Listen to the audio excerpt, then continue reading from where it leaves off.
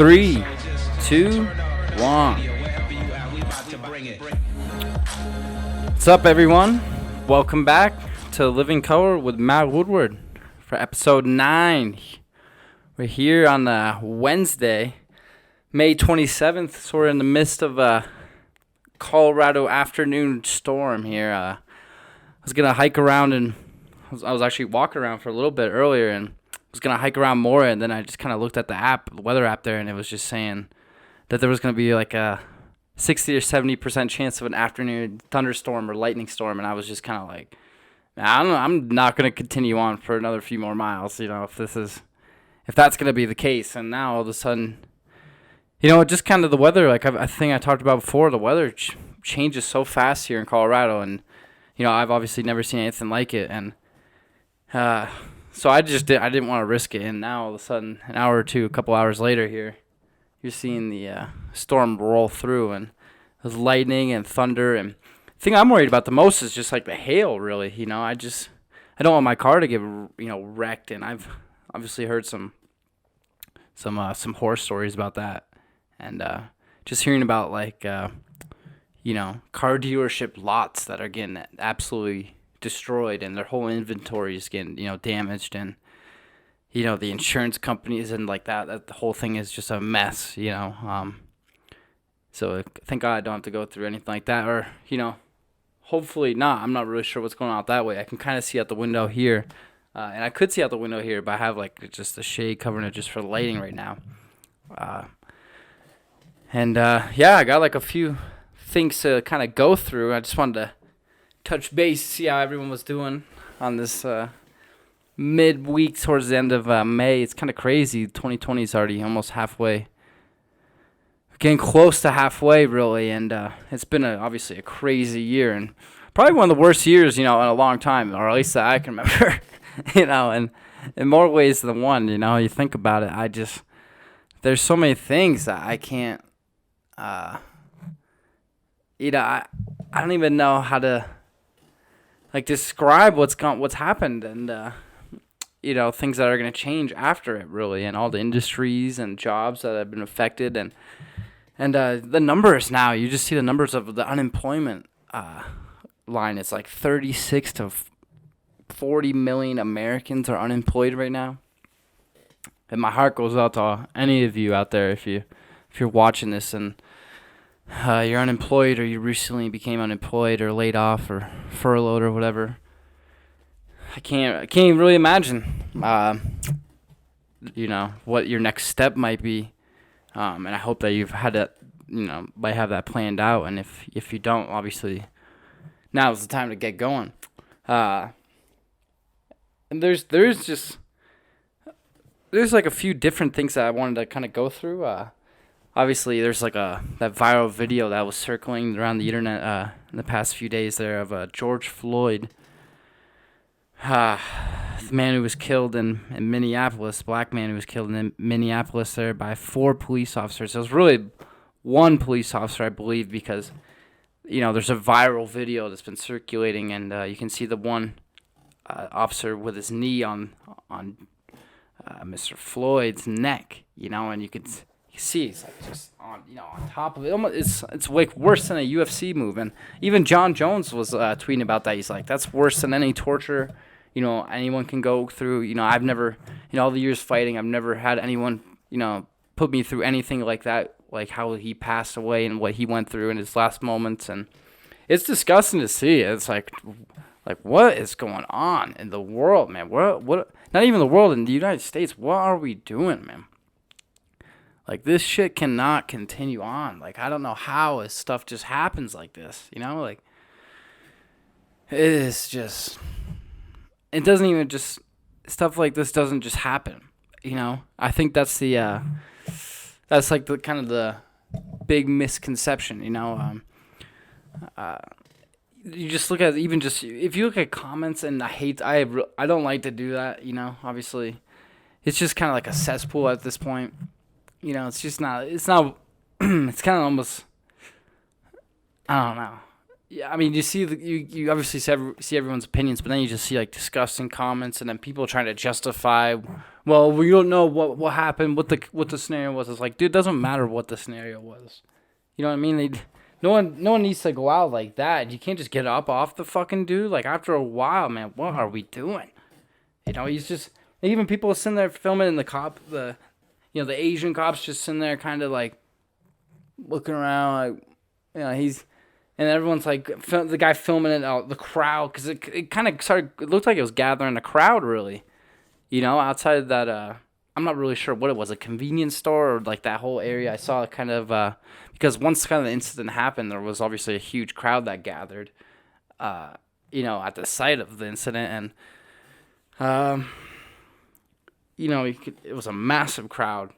And you can just, some of the reaction, obviously, from the Minneapolis police is terrible. I mean, obviously you kind of don't know what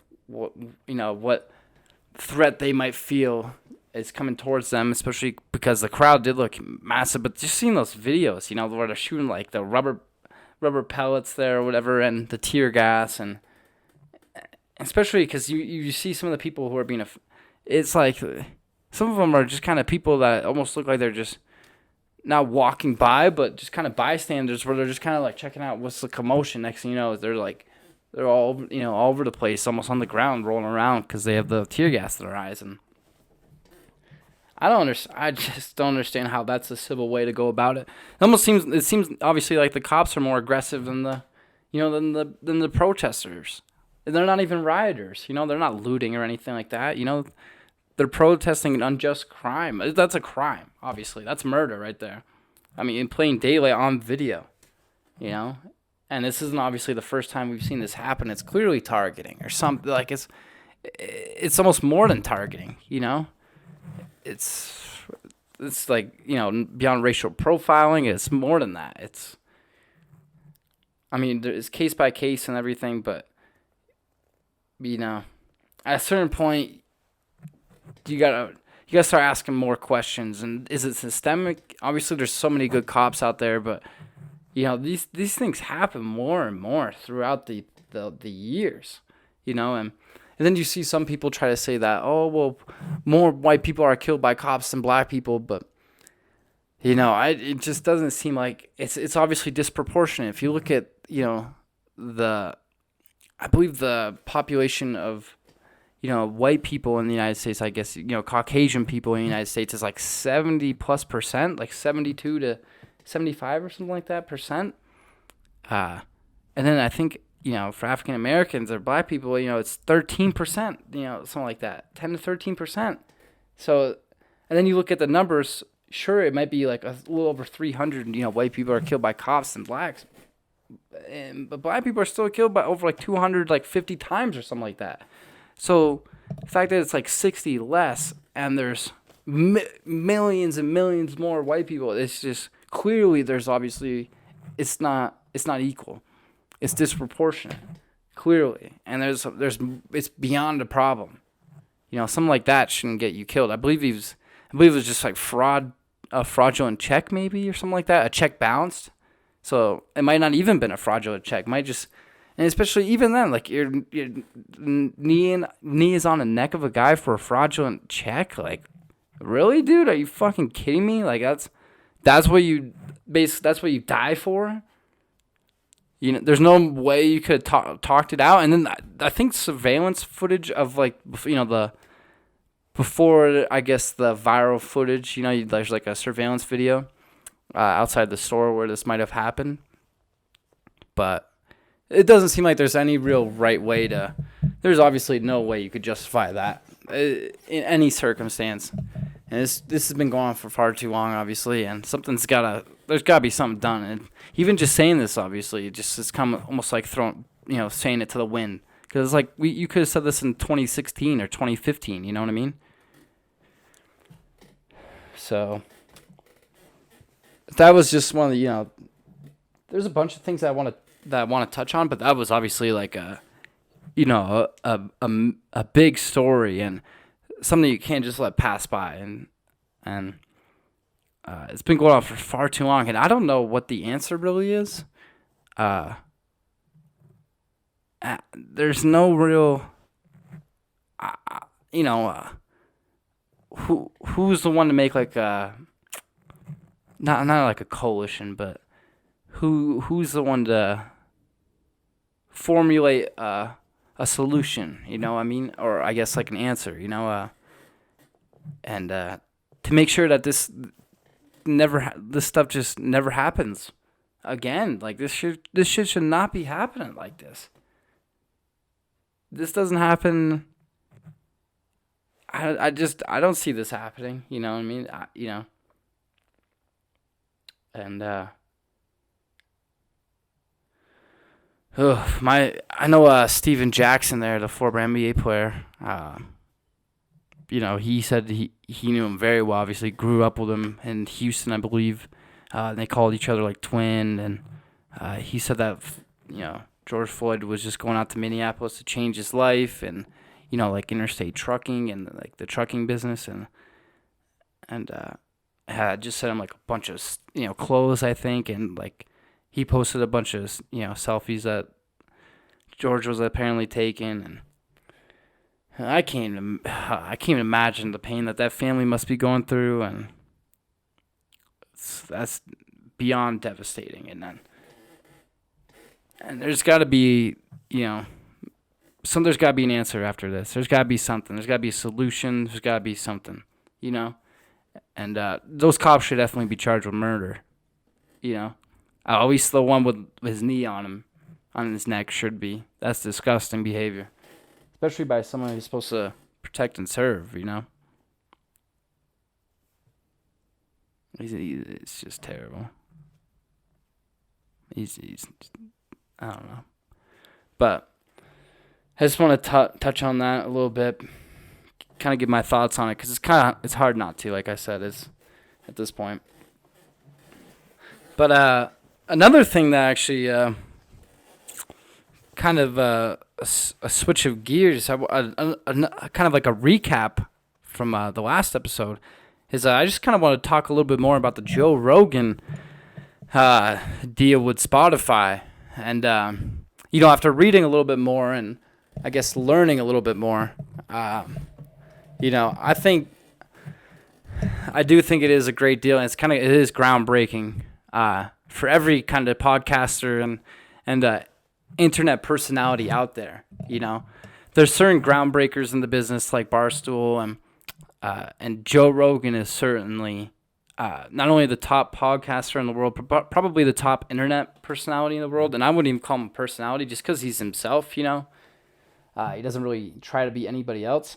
And just seeing that people are saying that it's potentially worth more than $100 million a year, and that it might have been like $100 million up front, and then that there's potentially more in the side and like stock options. And you also see that Spotify made their money back from the deal in stock. Since their stock rose, I think about 8% or something like that. So in that 8%, they were able to earn their money back from the Joe Rogan deal. And it obviously shows it's a great investment already, and it's going to continue to be, because they're kind of cutting into that YouTube space in that podcast lane. They're trying to take over and trying to become like the staple in the podcast game. You kind of see that Apple's getting into it a little bit more with Lil Wayne's Tunchi Radio, I believe, on Apple Music. And I think it's a good idea for Apple too, because podcasting is really obviously not only what the now, but the future. And it has been for almost years now. People just say what they want, do what they want, and it's an unfiltered way to get everybody's perspective, and that's what everybody wants at the end of the day. Nobody wants to hear what someone's being told to say, or some kind of like a filtered opinion. No one wants to really hear that shit. It's just not real. And in 2020, it's obvious, and it's hard to fake. You can't fake the funk at this point. But that Joe Rogan deal was mega. They gained Spotify alone gained $1.7 billion in market value. in that 8% stock rising apparently. And not only that, it is a licensing deal for Joe Rogan. It's not as if he's turning the podcast over or gonna have Spotify rebrand the Joe Rogan Experience or anything like that. It's just it's just a licensing deal. Basically, they're just gonna publish a show, and not like I said, not rebrand it, anything like that, or not have like any kind of creative input. As Joe mentioned in like the announcement, and that's obviously huge. People, that's like a worry, like, oh, is the show gonna change? Is there gonna be like a moderator, or not like a moderator, but like a kind of like an overhead, an overseer of like the show now, is it gonna be somebody like a different Jamie, and none of that apparently. And even then, I need to learn a little bit more about Spotify because, I don't personally have Spotify. Like I have like the app, I just never like. I think I have it on my computer. I've never used it on my computer. I think I used it to check to make sure my own music had posted on Spotify. And even then, I'd never really done well on Spotify. That's WDY Music though on Spotify, in case you want to help me do well. But I just never really used it. But now seeing that you can pay for a premium subscription, so there's not ads. But it's still going to be free content that you can access, the video and the audio. I'm actually a little bit more interested in.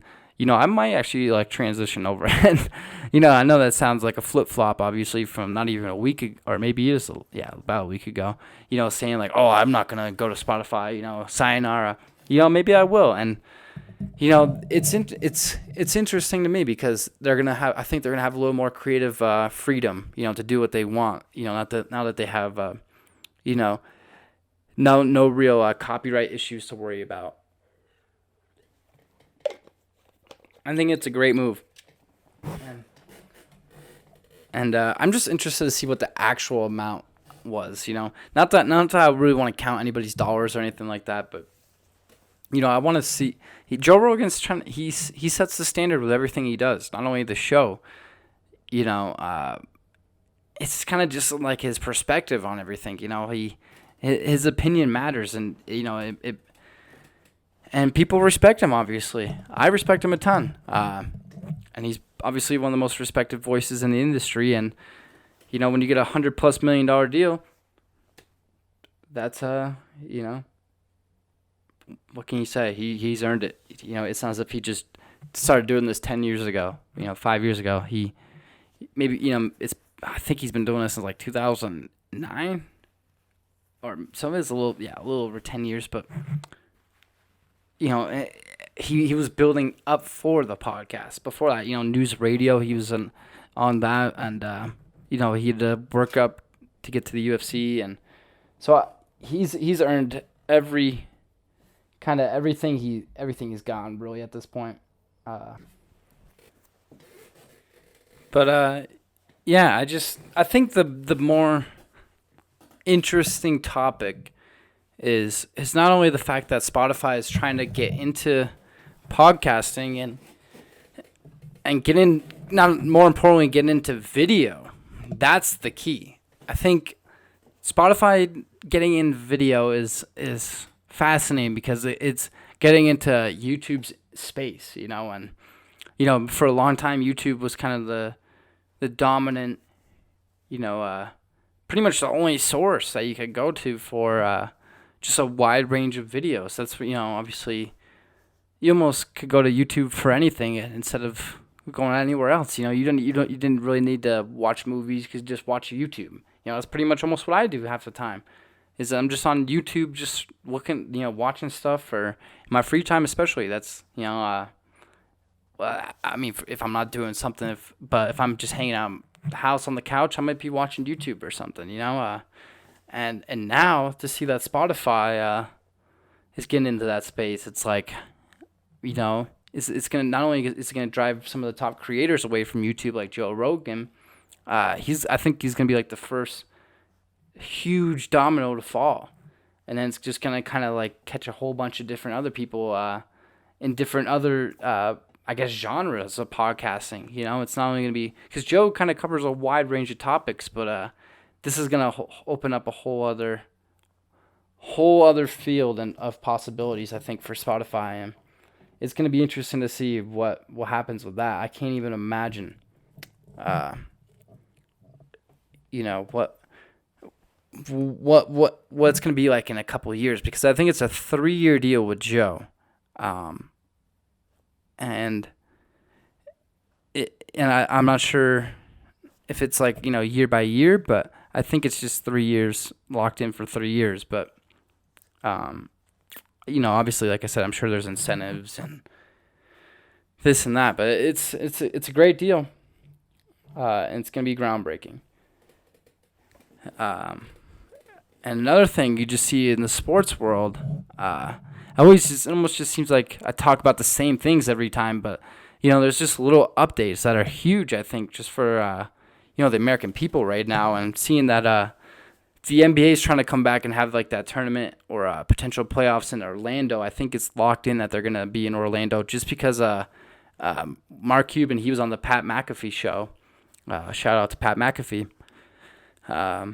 And he was saying that, one of the reasons why they wanted to go to Orlando is because Disney's, based I think based in Orlando. I know that they have a Disney in California, but I think their primary base in Orlando, obviously, like they have headquarters and all that. And not only that, they're a huge partner with ESPN and ABC. ABC owns Disney and ABC.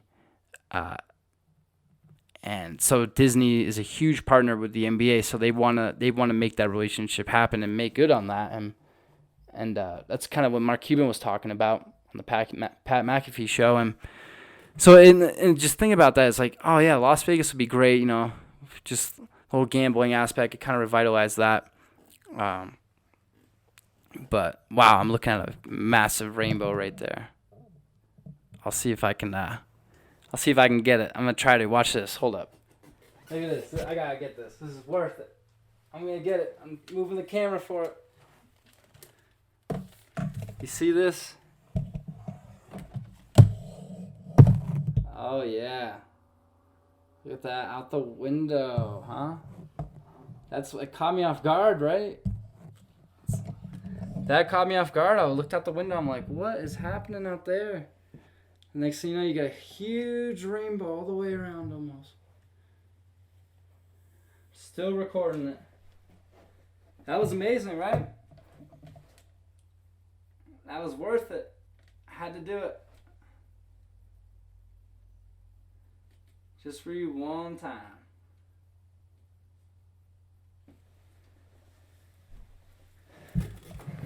How about that, huh?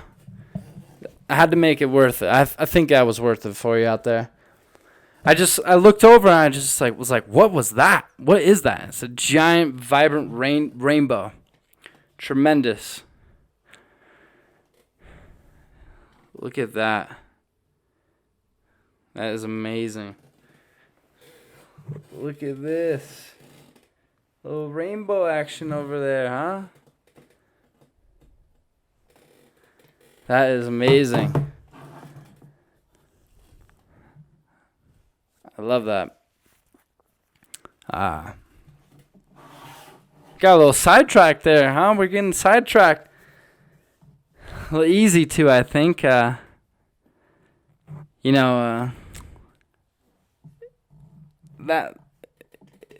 I'm trying to think how to recover. Threw me off. It's still there. It's still prominent. It's still prominent. That's funny. But just thinking, should the NBA, should they have all 32 teams come back? I think the answer is obviously no. And I think they actually came out recently in the past couple of days and said that. And even Damian Lillard was saying, if it's not going to be all 32 teams in like a potential tournament style playoff, and we're just going to play meaningless games leading up to it in preparation for teams who are going to eventually go on to play that tournament or playoff. He's like, I'll be there with my team, but I'm not even going to play. I'm paraphrasing, but he's like, and you can quote that. That's what he was saying. Obviously paraphrasing, but and I'm sure he's like obviously one of the first big stars to come out and really say that, but I'm sure that's a sentiment that's felt across the way. it's a unique scenario and unique time, and I think they should almost just. It's tough to say if they should just go straight to the tournament because you see the NHL is trying to do that. They're trying to just they haven't even selected their cities or their hub cities. I believe they've whittled it down to two, or at least they're gonna try to have two options. But they whittled it down to a little group of cities that they might want to try to have this potential playoff at, and I think the NBA should almost follow their lead and say, you know what, we're not going to have, a couple games leading up to it. We're just going to kind of jump right into it. And if you're going to have, if you're going to have games leading up to it, I think you should have games with the teams that are going to participate in that playoff or in that tournament, and maybe not have the teams that play each other in the first round or could potentially play each other in the next round or two, but potentially have teams that are on the other side of the bracket, play each other in a potential, just kind of like a prep, a couple game prep for the tournament. I think that's a good idea, instead of just having these teams that are just playing these meaningless games. Because they'll probably just end up getting like dunked on and all that, they're like, it'll just be a waste of time, and you don't want to risk injury to anybody, and who knows what kind of shape these guys are in, and that's obviously why they might want to do a couple game, preparation before a playoff, because you don't know what shape players are in, but at the same time, they're professional athletes, and they kind of hope that they would have maintained shape throughout this quarantine, even though it is like week. What week are we? What week are we in? I don't know. Like week 12, maybe. Right? This is almost the end of May, and we started in early March, I think. I don't know. That's what it feels like. Yeah. It's a different world out there. I'm losing track of time. I'm losing track of reality. I'm just trying to maintain at this point. I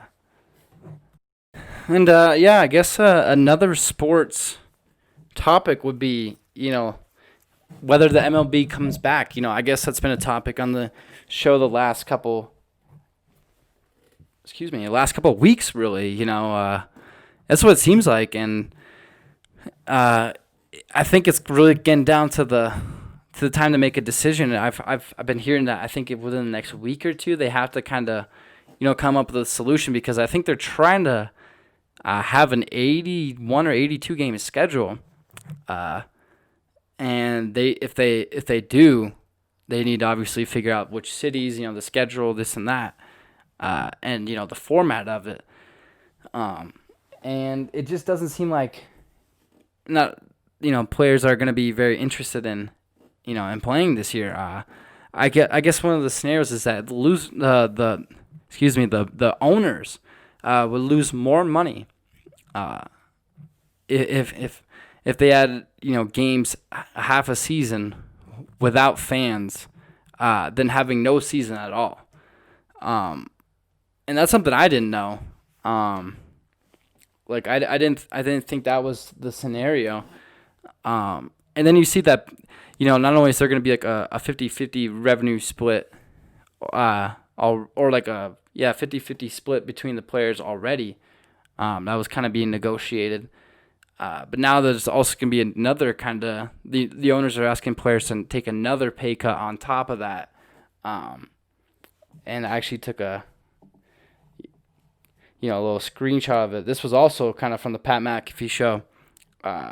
And even a guy making $1 million, like a full year's salary, if he was making $1 million, which there's not a lot of players in the MLB making a ton of money. It may seem like there is, because you see the huge contracts that are being, I guess, to like given to like Mike Trout and players like that, Mookie Betts and big name players, but guys that would usually make $1 million a year. The proposed 82 game salary would be $500,000, obviously, because you take that 50-50 split. But then the MLB wants to propose another pay cut, which will make that salary to $434,000. But then on top of that, you got to think $434,000 is in the the top top 1% of the tax bracket. So you'd have to cut that tax by over 50%. So it'd be 200,000 something. And you're asking a guy who would be making in a normal season 162 games would be making $1 million a year to now make a little over $200,000 in an 82 game season. It just doesn't seem like it's going to add up.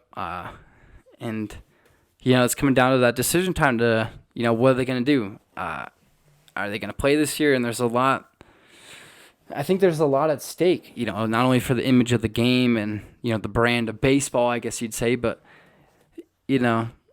after such a tumultuous offseason, how are they going to recover, and to just not play, I don't know if that's a solution. I think players in that $1 million range, if they were to make $250,000 or a little under that, maybe they would play. But the big superstars making that huge salary where they got to take a massive cut, a 50% cut, and then on top of that take another 50%, or or maybe not 50%, take a 30% maybe pay cut. I believe it was. And then on top of that, you got to tax that by 50%. There's just so many factors that where it's like, the big stars might not play, but in that you might see, replacement players or like minor league players, come into play. If the owners were to just be like, what, we're going ahead with the season. But I'm not sure if that can actually happen because I think the Major League Baseball Players Association has to vote on all this, and that's like a whole other big process and step to get through, and a bridge to pass, and I don't think it's one that will be passed at this point. And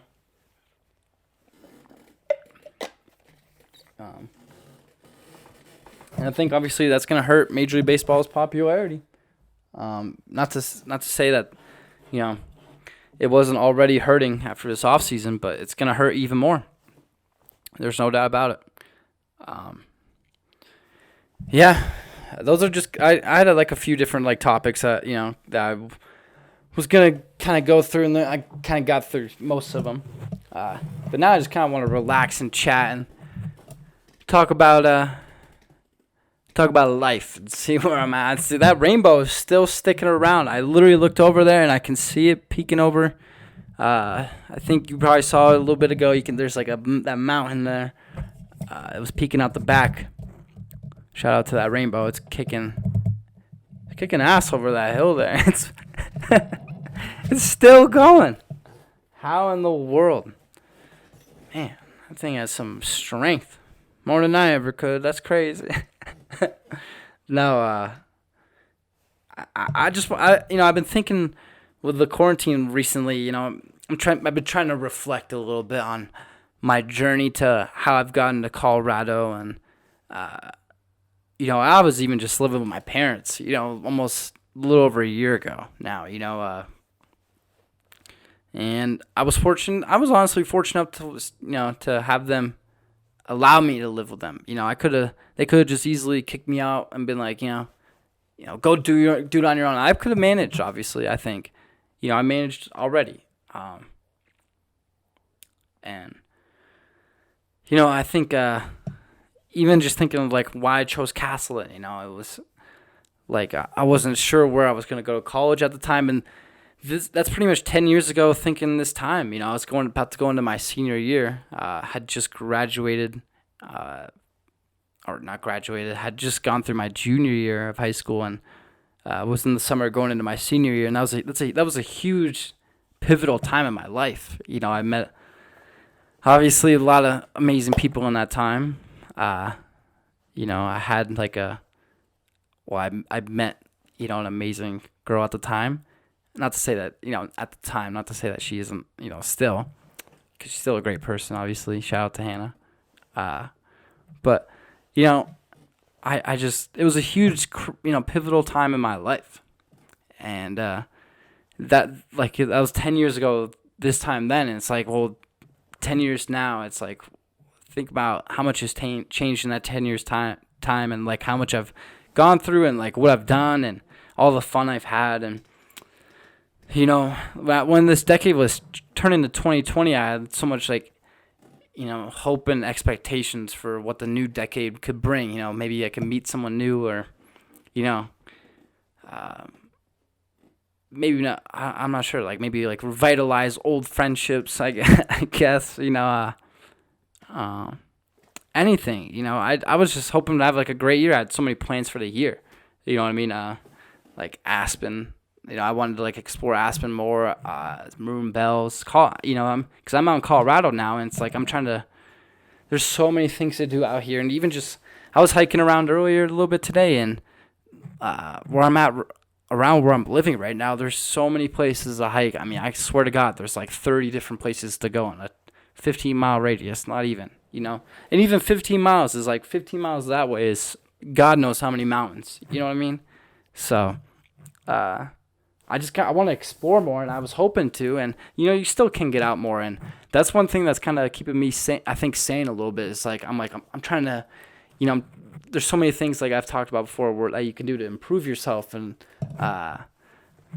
one of the things I'm trying to do is I'm trying to like exercise more. I'm trying to like hike more. I'm trying to walk around more and just explore. I love exploring and getting out. And, it makes me happy. It gives me like positive energy. And shout out to Brody Stevens one time. God bless him. God bless his soul. God rest in peace, I should say, to Brody. He's a legend, comedian, who actually was born on the same day as me, really, and May 22nd. Who can say that, But he always says positive energy, positive push. He always got positive energy. That was his big thing, positive energy. And, hiking around like that gives me a lot of positive energy. And then you just see a ton of people who are also hiking around and, having a great day and, smiling, and it just makes you happy, makes you feel good. And, even just people by themselves, because I'm just walking around by myself, I'm completely solo out there. I got, and there's people who are doing it too by themselves. It's not just guys, there's, women who are by themselves too, and like, I'm trying to like, just, it kind of gives me hope, like, okay, I don't have to just be inside or, like, be worried all the time, like, oh, well, I'm by myself. I don't want to hike because I'm by myself. What happens if I get lost? Like, there's girls out there. I was hiking earlier. There's just girls out there just having a great time, just smiling and, like, listening to music, chilling on, walking the trails. It's like, anyone should be doing, everyone should be, because it's great not only to get exercise, but like I said, that vitamin D, to get the sun, it just changes your perspective and your mood, and it felt good, It's the first time I've walked around and hiked around in a minute, and I can't tell you how good it felt, honestly. But there's just so many things, really. Like it's just crazy to think that a year or 10 years ago this time, it was a pivotal time in my life, and now all of a sudden. It's sort of the same thing. 10 years later, it's another pivotal time. What will I do next? What will you do next? That's the real question. What's everyone gonna do next? How do you learn from this scenario? I think there's obviously differences in why you choose things and why you do things. I was like just thinking why I went to Castle, and there.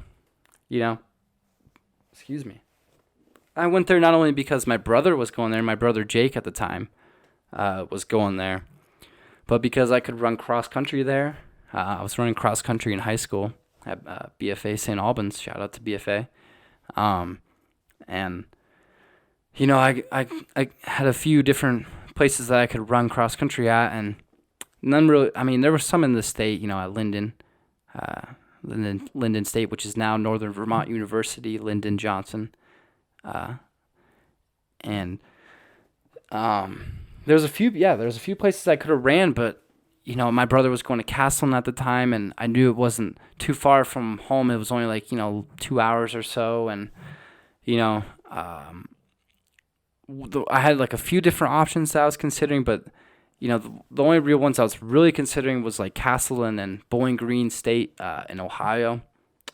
And even West Virginia University I was really considering for a while. I got accepted to the, I'm not sure if it was the Morgantown campus or like one of the placement campuses where you then transfer to the main campus, or like a holding campus.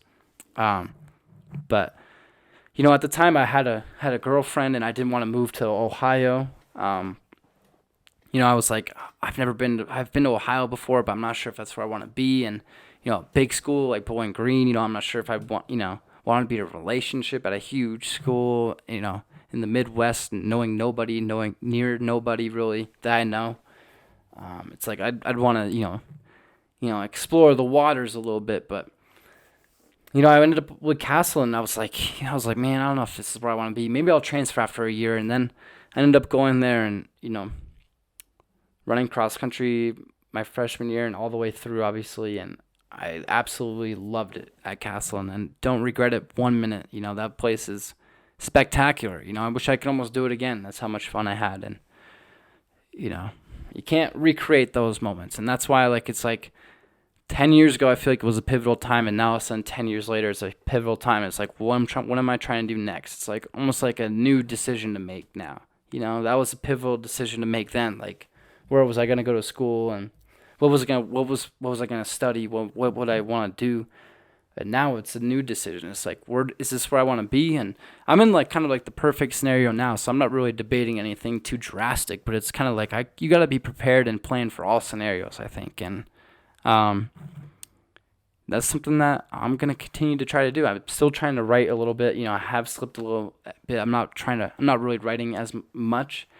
Like I was doing every day for a bit there, and kind of backed off of that. But I'm still writing. And I'm still trying to write more, still trying to, maintain that, because it's about discipline and focus. And, that's something I need to work on more. And that, that can translate in so many different aspects of your life. And I want to do that, obviously, and improve that in so many ways. And I hope I can do that and improve that through, working out, exercising, and continuing to do this multiple times a week. Because I'm going to try to do this episode 9 here. I hope you enjoyed watching it, listening. I hope I made you think a little bit or laugh, or hope you enjoyed that rainbow out there. It's still going vibrant. That is even better.